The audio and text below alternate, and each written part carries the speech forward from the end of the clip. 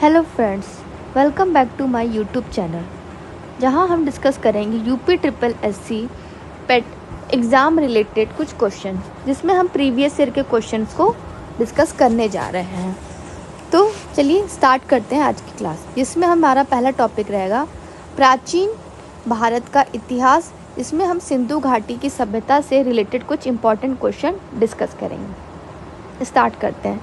हड़प्पा सभ्यता के एक हिस्से लोथल की खोज किसने की थी? Dayaram Sahni, SR Rao, Rakhaldas Banerjee, RS Bisht. इसका करेक्ट आंसर हो जाएगा option C, SR Rao. Ahmedabad जिले गुजरात में भोगवा नदी के तट पर ये स्थित है। नेक्स्ट क्वेश्चन है आपका, हड़प्पा के एक बंदरगाह का नाम लिखिए। महास्थानगढ़, सिकंदरिया, लोथल, नागपट्टनम। तो इसका करेक्ट आंसर हो जाएगा लोथल। लोथल क्या है? तो हड़प्पा का एक बंदरगाह है। यह शहर साबरमती नदी और उसकी सहायक नदी भोगवा के बीच स्थित है। नेक्स्ट है आपका, हड़प्पा स्थल की सर्वप्रथम संक्षिप्त खुदाई निम्नलिखित में से किसके द्वारा की गई थी? Rakhaldas Banerjee, sir Alexander Cunningham, Ernest H Mackay या BK थापर। तो इसका करेक्ट आंसर हो जाएगा option B, sir Alexander Cunningham. Next है आपका, भारत में स्थित किस हड़प्पा स्थल में हाकरा मृद भांड के भंडार शामिल है, जो सिंधु घाटी के सभ्यता के शुरुआती चरणों से पहले की बसावट की विशेषता है? राखीगढ़ी, रोपड़, कालीबंगन, धौलावीरा। तो इसका करेक्ट आंसर हो जाएगा option A, Rakhigarhi. Next question है आपका, स्वतंत्र भारत में उत्खनन किया गया पहला हड़प्पा स्थल निम्नलिखित में से कौन सा था? कालीबंगा, देसलपुर, लोथल, रोपड़। तो इसका करेक्ट आंसर हो जाएगा ऑप्शन डी, रोपड़। रोपड़ स्वतंत्र भारत में पहला सिंधु घाटी खुदाई का स्थल है। रोपड़ का आधुनिक नाम क्या है? तो रूपनगर। नेक्स्ट है आपका, हड़प्पा काल का इनमें से कौन सा नगर 3 भागों में विभाजित था? लोथल, कालीबंगा, मोहनजोदड़ो या धौलावीरा। इसका करेक्ट आंसर हो जाएगा ऑप्शन डी, हड़प्पा काल का धौलावीरा नगर 3 भागों में विभाजित था। यह गुजरात के कच्छ जिले में स्थित है। इसे स्थानीय रूप से कोटड़ा टिम्बा के नाम से भी जाना जाता है। नेक्स्ट है आपका, सिंधु घाटी सभ्यता के बारे में इनमें से कौन सा कथन सत्य है? सिंधु लोग कपास का उत्पादन करने वाले पहले थे। ये आपका पहला सही है। उन्होंने लकड़ी के बक्से में अनाज भंडारित किया, गलत है। आपका ऑप्शन ए जो होगा वो करेक्ट आंसर होगा। देखिए, जो सैंधवकालीन अर्थव्यवस्था सिंचित कृषि, अधिशेष, पशुपालन, दस्तकारी तथा आंतरिक और विदेश व्यापार पर आधारित थी। यहाँ से प्राप्त वनस्पति अवशेष के आधार पर कहा जा सकता है कि यहाँ के लोग गेहूँ, जौ, ज्वार, बाजरा, चावल की खेती करते थे। सर्वप्रथम कपास का उत्पादन भी सिंधु सभ्यता के लोगों ने ही किया था। यूनानी इसे क्या कहते थे? तो सिंडन कहते थे, क्योंकि इसकी उत्पत्ति सिंधु से हुई थी। नेक्स्ट है आपका,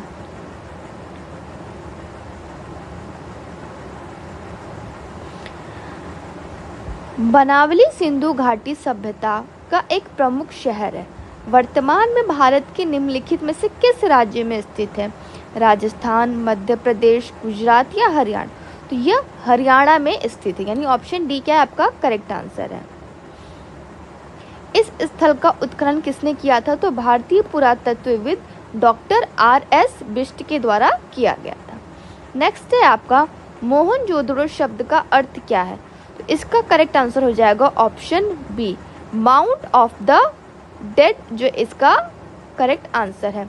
जिसकी खोज किसने की थी? तो राखालदास बनर्जी ने वर्ष 1922 में की थी।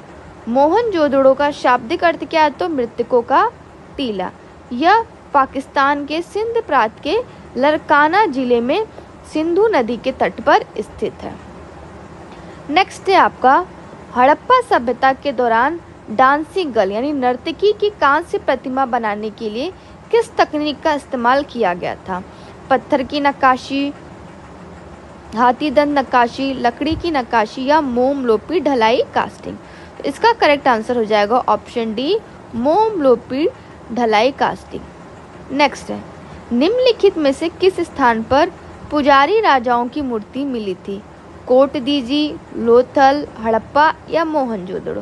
तो इसका करेक्ट आंसर हो जाएगा ऑप्शन डी, पुजारी राजाओं की मूर्ति हड़प्पा सभ्यता के मोहनजोदड़ो स्थल से प्राप्त हुई थी। नेक्स्ट है आपका, पशुपति मोहर सिंधी घाटी सभ्यता के स्थल से मिली है?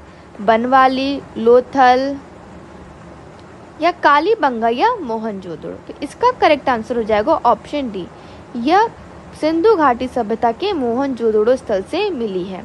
मोहनजोदड़ो पाकिस्तान के सिंध प्रांत के लरकाना जिले में स्थित है। नेक्स्ट है आपका, सिंधु सभ्यता में घोड़े की अस्थियों के अवशेष कहाँ से मिले? बनावली, सुतका डेंडोर, चन्हूदड़ो या सुरकोटडा? तो इसका ऑप्शन डी जो है सुरकोटडा से मिले हैं। नेक्स्ट है आपका, अब आपका आ गया वैदिक संस्कृत। वैदिक संस्कृत से आपके कुछ इंपॉर्टेंट क्वेश्चन हम डिस्कस करेंगे आज। निम्न में से कौन सा उपवेद नहीं है? धनुर्वेद, आयुर्वेद, शस्त्र शास्त्र या योग वेद? देखिए आपका ऑप्शन डी क्या है, तो ये करेक्ट आंसर है। इसमें से योग वेद को छोड़कर अन्य सभी क्या है, तो उपवेद है। नेक्स्ट है आपका, वैदिक देवता इंद्र किसके देवता है? हवा के, वर्षा व चक्रवात के, तूफान के या अग्नि के? तो correct answer is option C, वर्षा व चक्रवात के। नेक्स्ट है आपका, पंचगव्य में निम्नलिखित में से क्या सम्मिलित नहीं किया जाता है? गाय का दूध, गाय का घी, गाय का गोबर या तुलसी? तो ऑप्शन डी, तुलसी जो है इसको सम्मिलित नहीं किया जाता। नेक्स्ट क्वेश्चन, महाजनी प्रथा का सर्वप्रथम उल्लेख निम्नलिखित में से किस प्राचीन ग्रंथ में हुआ? रामायण, शतपथ ब्राह्मण, महाभारत या उपनिषद? तो इसका करेक्ट आंसर हो जाएगा ऑप्शन सी, शतपथ ब्राह्मण। नेक्स्ट है, शतपथ ब्राह्मण और तैत्तिरीय ब्राह्मण डैश के ब्राह्मण मूल पाठ है? ऋग्वेद, सामवेद, यजुर्वेद या अथर्ववेद? तो यह यजुर्वेद के ब्राह्मण के मूल पाठ है। नेक्स्ट है आपका, वेदों के गद्य प्रकरण क्या कहलाते हैं? उपनिषद, ब्राह्मण, संहिता या आरण्यक? सो करेक्ट आंसर इज ब्राह्मण। वेदों के गद्य प्रकरण क्या कहलाते हैं? तो ये ब्राह्मण कहलाते हैं। नेक्स्ट है आपका, प्राचीनतम वेद कौन सा है? सामवेद, ऋग्वेद, अथर्ववेद या यजुर्वेद? तो इसका करेक्ट आंसर हो जाएगा आपका ऑप्शन बी, ऋग्वेद। ऋग्वेद में यज्ञ में देवताओं का आह्वान करने का मंत्र है, यह वैदिक धर्म का आरंभिक स्रोत है। नेक्स्ट है आपका, ऋग्वेद में निहित गायत्री मंत्र किस देवता को समर्पित है? अग्नि, मारुत, इंद्र या सावित्री? तो इसका करेक्ट आंसर हो जाएगा ऑप्शन डी, सावित्री। नेक्स्ट है आपका, ऋग्वेद में विश्वामित्र नामक एक ऋषि और किन दो नदियों के बीच संवाद है? व्यास और सतलुज, सतलुज और चिनाब, चिनाब और रावी, व्यास और झेलम? तो इसका करेक्ट आंसर हो जाएगा ऑप्शन ए, व्यास और सतलुज के बीच जो ये संवाद है। नेक्स्ट, वेद जो आंशिक रूप से एक गद्य कृति है, क्या है वो? अथर्ववेद, यजुर्वेद या सामवेद या ऋग्वेद? इसका करेक्ट आंसर हो जाएगा यजुर्वेद, जो आंशिक रूप से क्या है, एक गद्य कृति है। इसमें क्या है, आपको प्रार्थनाएं और सुक्तियां मिलेंगी। यजुर्वेद के अध्यायों में विभिन्न यज्ञों को कराने का विवरण दिया गया है। नेक्स्ट है आपका, वेद के अंतिम भाग को निम्नलिखित में से किस नाम से जाना जाता है? वेदांग, आरण्यक, उपनिषद या ब्राह्मण? तो इसका करेक्ट आंसर हो जाएगा ऑप्शन ए, वेदांग। वेद के अंतिम भाग को वेदांग के नाम से जाना जाता है। नेक्स्ट है आपका, रामायण में मांडवी किसकी पत्नी थी? लक्ष्मण, भरत, मेघनाद या सुग्रीव? इसका करेक्ट आंसर हो जाएगा ऑप्शन बी, ये भरत की पत्नी थी। नेक्स्ट है आपका, महाभारत में वर्णित कुरुक्षेत्र की लड़ाई कितने दिन तक लड़ी गई? 16 दिन, 18 दिन, 20 दिन या 24 दिन? तो ये 18 दिन तक आपकी लड़ी गई थी। इसमें क्या था, तो कौरवों और पांडवों के मध्य हस्तिनापुर साम्राज्य के सिंहासन की प्राप्ति के लिए लड़ा गया था। यह युद्ध 18 दिन तक लड़ा गया था। नेक्स्ट, ऋषि मनु के अनुसार पुरानी पवित्र नदियां सरस्वती और दृष्टिवती के बीच का भूभाग के नाम से जाना जाता है। ब्रह्मवत, वर्णावत, इंद्रप्रस्थ या तक्षशिला। तो इसका करेक्ट आंसर हो जाएगा ऑप्शन ए, ब्रह्मवर्त के नाम से जाना जाता था। नेक्स्ट है आपका बौद्ध धर्म तथा गौतम बुद्ध जीवन एवं शिक्षा। इससे कुछ रिलेटेड इंपॉर्टेंट क्वेश्चन। निम्नलिखित में से कौन सा बौद्ध पवित्र स्थल निरंजना नदी पर स्थित था? बोध गया, लुम्बिनी, कुशीनगर या ऋषिपतन। तो इसका करेक्ट आंसर हो जाएगा आपका ए, बोध गया। प्रसिद्ध बौद्ध स्थल बोध गया निरंजना नदी के किनारे स्थित है। बोध गया में ही गौतम बुद्ध को ज्ञान की प्राप्ति हुई थी और इसके पश्चात वह बुद्ध के नाम से प्रसिद्ध हुए। नेक्स्ट है आपका बोध गया एक महत्वपूर्ण बौद्ध तीर्थ केंद्र क्यों है? क्योंकि गौतम बुद्ध यहाँ पैदा हुए थे, क्योंकि गौतम बुद्ध ने यहाँ ज्ञान प्राप्त किया। तो ये आपका क्या हो गया, करेक्ट आंसर हो गया। गौतम बुद्ध ने यहाँ ज्ञान प्राप्त किया था, इसीलिए ये महत्वपूर्ण बौद्ध तीर्थ केंद्र है। नेक्स्ट है आपका ज्ञान प्राप्त करने के बाद गौतम को किस रूप में जाने लगा? जिन, ज्ञान, बुद्ध या बोधि। तो इसका करेक्ट आंसर हो जाएगा ऑप्शन बी, उनको बुद्ध के नाम से जाना लगा। नेक्स्ट है आपका किस स्मारक से गौतम बुद्ध ने दुनिया के लिए बौद्ध धर्म के अपने दिव्य ज्ञान का प्रचार किया था? हुमायूं का मकबरा, कुतुब मीनार, महाबोधि मंदिर समूह या लाल किला परिसर। तो देखिए गौतम बुद्ध को बोध गया में ज्ञान प्राप्त हुआ था, लेकिन इस ज्ञान का प्रवर्तन जो प्रचार था उन्होंने ऋषिपत्तनम सारनाथ से यानी वाराणसी से किया था, इसीलिए इसका कोई भी एक करेक्ट आंसर नहीं था इसमें। नेक्स्ट है आपका गौतम बुद्ध को किस नदी के किनारे ज्ञान प्राप्त हुआ था? गंगा, पुनपुन या गंडक या निरंजना। तो इसका करेक्ट आंसर हो जाएगा आपका निरंजना नदी के तट पर पीपल वृक्ष के नीचे ज्ञान प्राप्त हुआ था। जब उन्हें ज्ञान प्राप्त हुआ तो उसके पश्चात उन्होंने ऋषिपत्तनम में ही 5 ब्राह्मण सन्यासियों को क्या दिया? तो ज्ञान प्रदान किया था। इसे क्या कहा गया था? धर्म चक्र परिवर्तन का।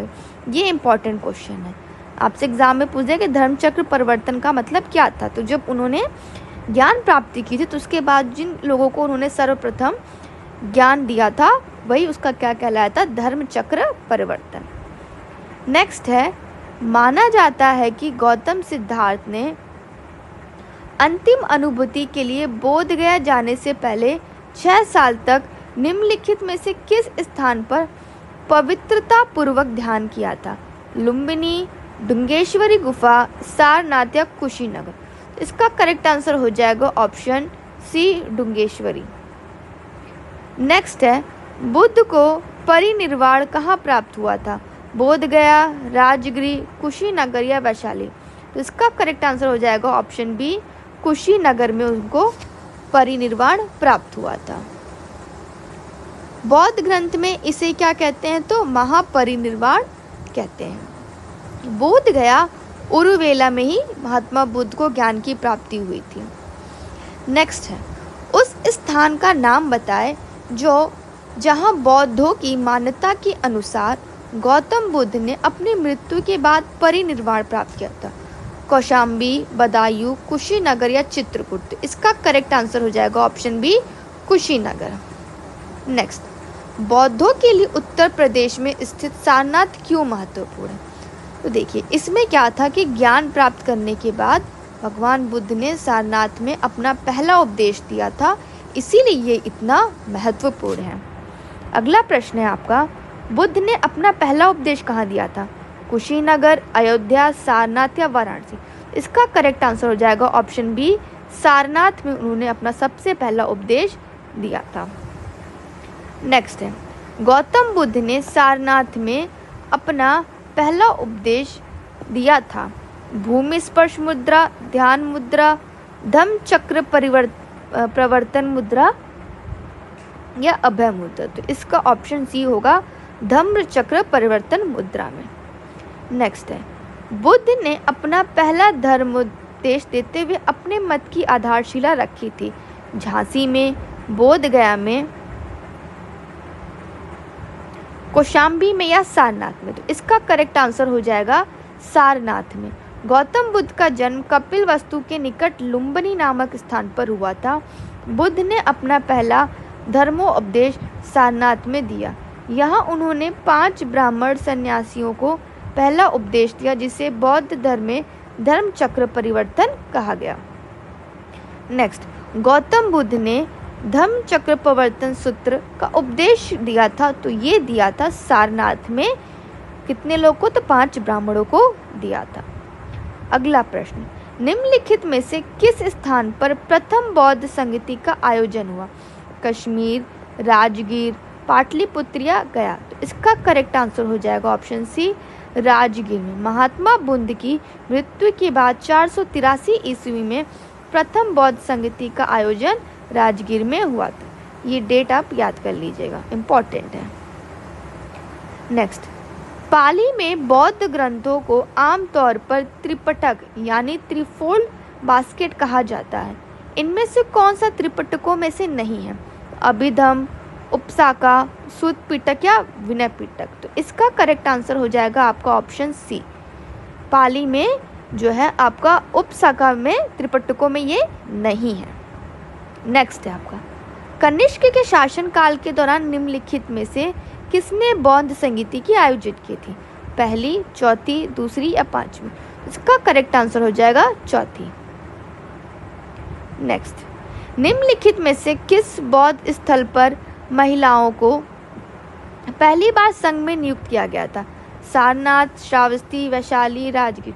इसका करेक्ट आंसर हो जाएगा बी, वैशाली। महिलाओं को पहली बार महात्मा बुद्ध ने शिष्य आनंद के अनुरोध पर वैशाली में संघ में प्रवेश की अनुमति दी थी। संघ में भर्ती होने वाली पहली महिला महाप्रजापति गौतमी थी। नेक्स्ट है आपका, नागार्जुन कौन थे? एक जैन भिक्षु, एक यूनानी शासक, एक बौद्ध दार्शनिक, एक वैदिक ऋषि? इसका करेक्ट आंसर हो जाएगा ऑप्शन बी, एक बौद्ध दार्शनिक। उन्होंने प्रज्ञापारमिता सूत्र की रचना की, जिसमें शून्यवाद यानी सापेक्षवाद का प्रतिपादन किया गया है। वे माध्यमिक दर्शन के प्रतिपादक थे। अगला प्रश्न, भारत में स्थित किस शहर को विश्व का सबसे पुराना शहर माना जाता है? कुशीनगर, आगरा, वाराणसी या सारनाथ? वाराणसी जो है सबसे पुराना शहर है। हिंदू पौराणिक कथा के अनुसार वाराणसी जो है विश्व का प्राचीनतम शहर है। प्राचीन काल में वाराणसी काशी महाजनपद की राजधानी थी। नेक्स्ट क्वेश्चन है आपका, त्रिरश्मि बौद्ध गुफा परिसर जहां 3 नई गुफाएं खोजी गई किस राज्य में स्थित है? बिहार, महाराष्ट्र, उत्तर प्रदेश या मध्य प्रदेश?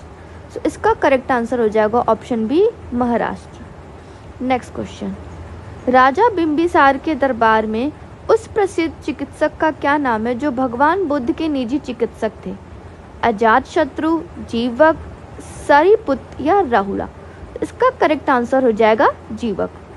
नेक्स्ट, स्तूप के अर्धवृत्ताकार टीले के ऊपर देवताओं के निवास का प्रतिनिधित्व करने वाली बालकनी जैसी संरचना कहलाती है? हर्मिका, अंडा, यष्टि या छत्री? तो ये कहलाती है आपकी हर्मिका। नेक्स्ट, प्राचीन इतिहास में अंडा के ऊपर हर्मिका थी, एक बालकनी जैसी संरचना जो देवताओं के निवास का प्रतिनिधित्व करती थी। हर्मिका से एक मस्तूल निकलता था जिसे क्या कहते थे? तो यष्टि कहते थे। नेक्स्ट आपका, अब आ गया आपका जैन धर्म यानी महावीर से रिलेटेड कुछ इंपॉर्टेंट क्वेश्चन।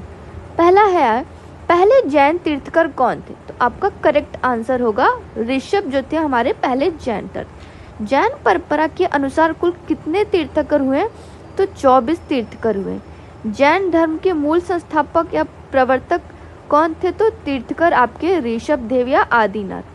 23वें तीर्थकर पार्श्वनाथ थे तथा महावीर स्वामी जैन धर्म के 24वें तीर्थकर, जिन्होंने 6ठी शताब्दी में किसका प्रचार प्रसार किया? तो जैन धर्म का प्रचार व प्रसार किया। नेक्स्ट है, जैन तीर्थकर में से अंतिम तीर्थकार थे पार्श्वनाथ, महावीर, ऋषभ या अरिष्टनेमि। इसका करेक्ट आंसर हो जाएगा ऑप्शन सी, महावीर। नेक्स्ट, भगवान महावीर स्वामी को ज्ञान प्राप्ति कहाँ हुआ था? नालंदा, कौशाम्बी, जृंभिकाग्रम या जनकपुरी। तो इसका करेक्ट आंसर हो जाएगा ऑप्शन सी, जृंभिकाग्राम में उनको ज्ञान की प्राप्ति हुई थी। कहाँ पे? तो ऋजुपालिका नदी के तट पर एक साल वृक्ष के नीचे उन्हें ज्ञान प्राप्त हुआ था। महावीर स्वामी को जिन के नाम से जाने जाने लगा, जिन का अर्थ क्या है? महान आत्मा, भगवान, विजेता या अहिंसक। तो करेक्ट आंसर हो जाएगा आपका विजेता। नेक्स्ट है आपका, जैन धर्म में 3 रत्न दिए जाते हैं और उन्हें निर्वाण का मार्ग कहा जाता है, वे क्या है? तो ये हो जाएगा आपका ऑप्शन डी, सही विश्वास, सही ज्ञान और सही आचरण। नेक्स्ट, मनुष्य जीवन का सर्वोत्तम ध्येय है कैवल्य, जिसका अर्थ है इच्छाओं पर विजय प्राप्त करना, दूसरों की सेवा करना, दूसरों को शिक्षा देना या दूसरों का अनुसरण करना। तो इसका हो जाएगा आपका ऑप्शन ए, इच्छाओं पर विजय प्राप्त करना। नेक्स्ट है आपका, जैन धर्म का सबसे महत्वपूर्ण मौलिक सिद्धांत है वैराग्य, निष्ठा, कर्म या अहिंसा। तो ऑप्शन डी जो इसका करेक्ट आंसर है, अहिंसा। अहिंसा को जैन धर्म के सबसे महत्वपूर्ण मौलिक सिद्धांत के रूप में जाना जाता है। इसके जो है 5 सिद्धांत, ये इंपॉर्टेंट है आपका, जिसमें क्या है आपका अहिंसा, सत्य, अस्तेय, अपरिग्रह एवं ब्रह्मचर्य। नेक्स्ट है आपका, महावीर और उनके अनुयायियों की शिक्षाएं कई शताब्दियों तक मौखिक रूप से प्रसारित होती रही। इन्हें लगभग 1500 वर्ष पहले लिखा गया था। वर्तमान में वे निम्नलिखित में से किस स्थान पर उपलब्ध हैं?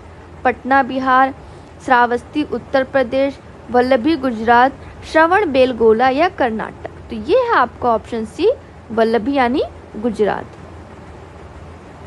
नेक्स्ट है आपका, मौर्य वंश सम्राट अशोक से रिलेटेड कुछ क्वेश्चन। मेगास्थनीज, जिन्होंने भारत के बारे में प्रसिद्ध ग्रंथ इंडिका लिखी है, वह मूल रूप से किस देश के थे? पुर्तगाल, मिस्र, ग्रीस या तुर्की। तो ऑप्शन बी आपका करेक्ट आंसर है, वो ग्रीस के थे। जो सेल्यूकस निकेटर का राजदूत बनकर चंद्रगुप्त मौर्य के दरबार में आया था। मेगास्थनीज की प्रसिद्ध पुस्तिका का नाम क्या था? तो इंडिका। वेरी इंपॉर्टेंट क्वेश्चन, कई सारे एग्जाम में ये रिपीटेड क्वेश्चन है। मौर्यकालीन भारत के विवरण वाले इंडिका के लेखक थे हेनसांग, फाहियान या मेगास्थनीज। तो देखिए इसका करेक्ट आंसर हो जाएगा आपका option D, Megasthenes. Next, Vishakhadatta द्वारा लिखित मुद्रा राक्षस कौन सी भाषा में लिखी गई है?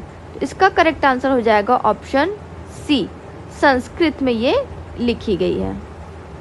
नेक्स्ट, नगर पालिका प्रशासन की एक विस्तृत प्रणाली की स्थापना के लिए निम्नलिखित में से किस राजा का नाम बताइए? सबसे प्रसिद्ध राजा का नाम बताइए। चंद्रगुप्त विक्रमादित्य, चंद्रगुप्त मौर्य, कनिष्क या अकबर। इसमें करेक्ट आंसर होगा आपका ऑप्शन चंद्रगुप्त मौर्य, यानी option B is the correct answer, Chandragupta Maurya. Next, निम्नलिखित में से किस संप्रदाय में बिंदुसार की रुचि थी? तो आपका ऑप्शन दिया है बौद्ध धर्म, लोकायत, आजीवक, इनमें से कोई नहीं। तो देखिए आपका ऑप्शन हो जाएगा ऑप्शन सी, आजीवक में बिंदुसार की रुचि थी। नेक्स्ट क्वेश्चन, सम्राट अशोक का कौन सा शिलालेख कलिंग पर उनकी विजय का उल्लेख करता है? प्रथम, चतुर्थ, 10वां या 13वां। तो इसका करेक्ट आंसर हो जाएगा आपका ऑप्शन डी, 13वां। नेक्स्ट क्वेश्चन है आपका, अशोक के आक्रमण के दौरान कलिंग यानी पूर्व प्रांत की राजधानी कौन सी थी? तक्षशिला, पाटलिपुत्र या तोसाली? तो इसमें से करेक्ट आंसर हो जाएगा डी, तोसाली आपका करेक्ट आंसर हो जाएगा। नेक्स्ट क्वेश्चन है, जैसा कि अशोक के शिलालेखों में उल्लेख किया गया है, मौर्य साम्राज्य में राजधानी पाटलिपुत्र और अन्य 4 प्रांतीय केंद्रों सहित 5 प्रमुख राजनीतिक केंद्र थे। तो निम्नलिखित में से कौन सा एक प्रांतीय केंद्र नहीं था? तो इसका हो जाएगा आपका ऑप्शन डी, इंद्रप्रस्थ। नेक्स्ट है आपका कि निम्नलिखित में से कौन सा अशोक के साम्राज्याधीन नहीं था? कश्मीर, गुर्जर, कर्नाटक, कामरूप। तो इसका करेक्ट आंसर हो जाएगा कामरूप, यानी ऑप्शन डी क्या है आपका correct answer, Kamrup. Next question है आपका, अशोक के कौन से शिलालेख में ब्राह्मी लिपि का प्रयोग नहीं किया गया था? तो इसका करेक्ट आंसर हो जाएगा बी, शाहबाज गढ़ी में ब्राह्मी लिपि का प्रयोग नहीं किया गया था। नेक्स्ट है आपका, अशोक के प्रधान शिलालेखों में सबसे बड़ा शिलालेख है 11वां, 12वां, 13वां या 14वां? So correct answer is option C, 13वां। ये सबसे बड़ा शिलालेख, इसमें अशोक के प्रधान शिलालेखों में जो 13वां शिलालेख है, इसमें अशोक के कलिंग विजय यानी राज्याभिषेक के 8 वर्ष बाद का वर्णन है तथा इसकी तुलना में धम्म विजय को अधिक महत्वपूर्ण बताया गया है। नेक्स्ट है आपका, निम्नलिखित में से मौर्य काल का सर्वोत्तम प्रतिमान कौन सा है? स्तंभ, स्तूप, चैत्य या बारातेरी? इसमें से आपका करेक्ट आंसर हो जाएगा ऑप्शन ए, स्तंभ। मौर्य काल का सर्वोत्तम प्रतिमान स्तंभों को माना जाता है। नेक्स्ट है, अशोक का सिंह चंद्रगुप्त स्तंभ शीर्ष एक स्तंभ पर था, कन्नौज, संबल, गौतम बुद्ध नगर या सारनाथ? तो option D is the correct answer, Sarnath. Next, Maurya अर्थव्यवस्था मुख्य रूप से थी, तो क्या थी ये? तो कृषि अर्थव्यवस्था पर निर्भर थी। देव नाम प्रिय नाम किसे दिया गया था?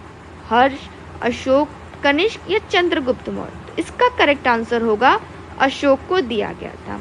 अशोक का नाम मास्की, गुर्जरा, नेतुर, उडेगोलम के अभिलेखों से मिलता है। अशोक को धम्मनीति एवं कलिंग युद्ध के लिए विशेष तौर पर जाना जाता है। आज के लिए इतना ही रखते हैं, मिलेंगे फिर नेक्स्ट वीडियो में। और अगर आपको मेरी वीडियोस पसंद आई तो इसको लाइक करिए, सब्सक्राइब करिए, ज़्यादा से ज़्यादा शेयर करिए ताकि मेरा चैनल मोनेटाइज हो सके। तो और कमेंट बॉक्स में मुझे बताइएगा कि आपको और किस टॉपिक से और किस एग्ज़ाम से रिलेटेड वीडियो चाहिए ताकि नेक्स्ट टाइम मैं उससे रिलेटेड आपको वीडियोस प्रोवाइड कर सकूं। तो thank you so much and have a nice day.